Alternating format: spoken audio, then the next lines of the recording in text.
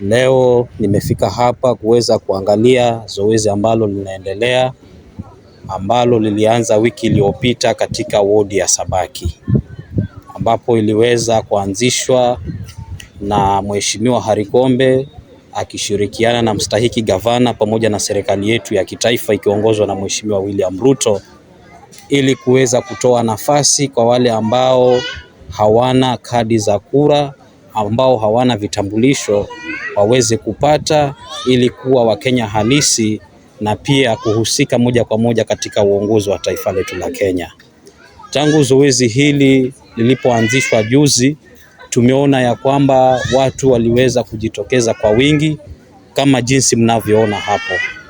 Takriban kutoka asubuhi mpaka sasa kumekuja watu zaidi ya 1000 ili waweze kuja na kuweza kuandikishwa kuchukua vitambulisho vya kitaifa na pia wapate fursa ya kuandikishwa kama wapigaji kura.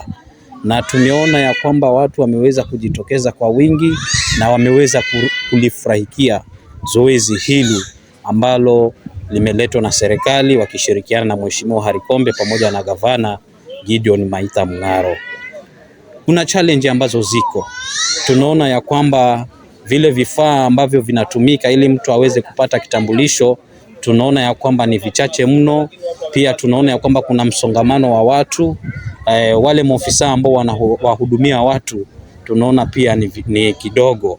Kwa hivyo ombi langu kwa viongozi wetu ambao wako serikalini na wale ambao waliweza kuleta hili zoezi, naomba kama inawezekana ama kuna uwezekano waweze kuongeza vifaa, waweze kuongeza wale maofisa, ili watu wakija mahali kama hapa waweze kutumia muda mchache zaidi ili waweze kuandikishwa. Pia tumeweza kugundua ya kwamba kuna vitambulisho vingi ambavyo watu waliweza kujiandikisha, lakini tunaona tangu tulipoanzisha hili zoezi, tunaona ya kwamba vitambulisho hivyo vimekaa katika maofisi na wenyewe bado hawajavichukua. So ni ombi langu kwa viongozi waweze kuleta mbinu na njia mwafaka ambapo vile vitambulisho vitaweza kuwafikia watu ili waweze kuchukua kura na waweze kushiriki kikamilifu katika uchaguzi ambao unakuja.